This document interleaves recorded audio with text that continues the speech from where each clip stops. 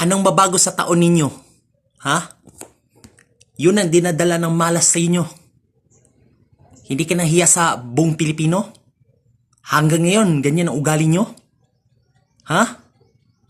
Masyado na kayo ha? Kayo mga dilawan, pinklawan, pro-kapamilya, makabayan block at NPA supporter.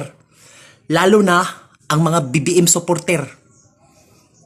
Puro lang galit sa mga Duterte, di ba? Wala kayong silbi sa buhay ko. Mga demonyo. Kampo na Satanas.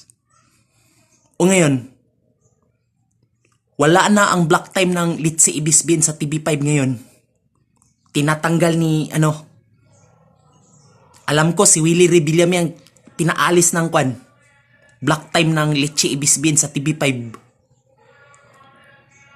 Sa 2026, January 2, ang lakas talaga ng loob ng pumasok kay sa EMBS o Advanced Media Broadcasting System o ULTV. Ang lakas ng loob ng pumasok. Dapat ang ere ninyong Batang Quiapo tuwing umaga. Ban ka sa prime time. Putang ina mo, sobra na kay ka. Maraming masisira sa mga kabataan ngayon. Nagre-recruit, mga NPA, gustong paninira sa gobyerno. Tama ba yun? Hindi ka nahiya? O ngayon, sinong tapang dito? Sino matigas kayo? Matigas kayong ulo nyo? Wala kayong ginawa, puro galit sa mga pamilyang Duterte. Pero wag ka malalala. Ipabagsak ko kayo ngayong 2028. Hindi na kita iboto sa susunod na eleksyon ngayong 2028. Timanin nyo na. Tandaan nyo yan. Hindi ko kayo papatawad. Ang mga presyo ng bilihin, laging tumaas. Presyo ng mga langis, puros mga tumaas. Hindi ko kayo papatawad. Ang panahon ni dating Pangulong Duterte dati, sino nag-edit? Di ba kayo? Kayo mga dilawan, mga wala kayong silbi. Hindi ka nahiya? Ang titigas sa ng ulo nyo? O ano ngayon? Nakakarma ka na. Ang lakas ng loob ng patitigas kayo ng ulo nyo? Hindi ka ba tumitigil? Ha? Hindi ba kayo titigil? Kayo mga dilawan, pinklawan, pro-kapamilya, makabayan black, NPA supporte, mga demonyo? Hindi ka ba tayo titigil? Tama na. Tama na sa mga pagdadrama ninyo. Ikaw, Laila de Lima, pwede ba wag kang magdasal-dasal dyan? Tumigil ka sa mga pagdasal-dasalan mo. Ang bagay sa iyo, mga demonyo. Walang Diyos ang maniniwala sa inyo. Ikaw pare na adik, kampo na Satanas. Tumigil ka sa paninira sa mga pamilyang Duterte ha. Kung hindi, papatay na kita. Tandaan mo yan. Wala kang silbi. Ang Inglisan ni Kristo at KOJC, may Diyos. Kayo, wala kayong Diyos. O ano ngayon? Ibabash nyo ko? Sige, ipamas report ko kayo. Kayo mga pinklawan, dilawan, pro-kapamilya vlogger. Ipamas report ko kayo. Tandaan mo yan. Ako masusunod dito.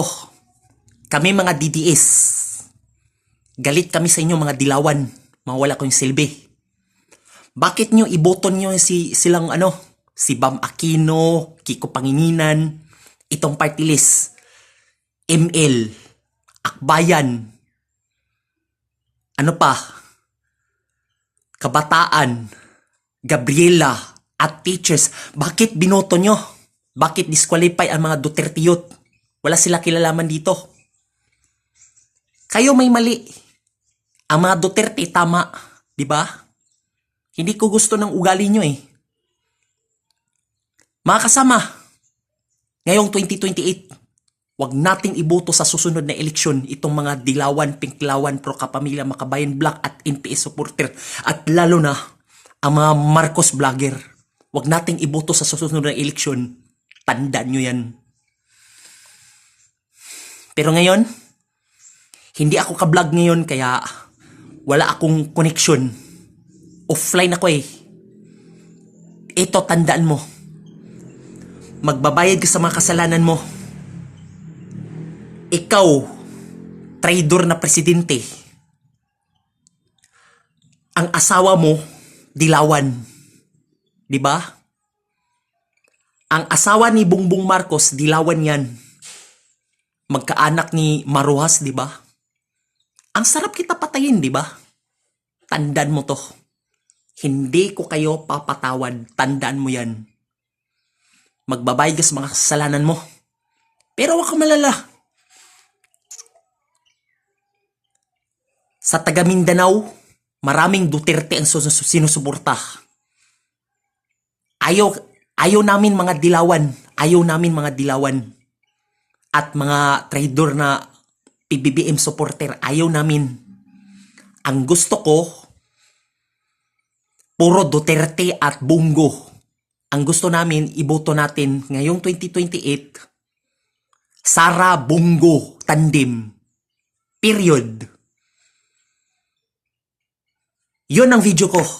Magandang araw sa inyong lahat.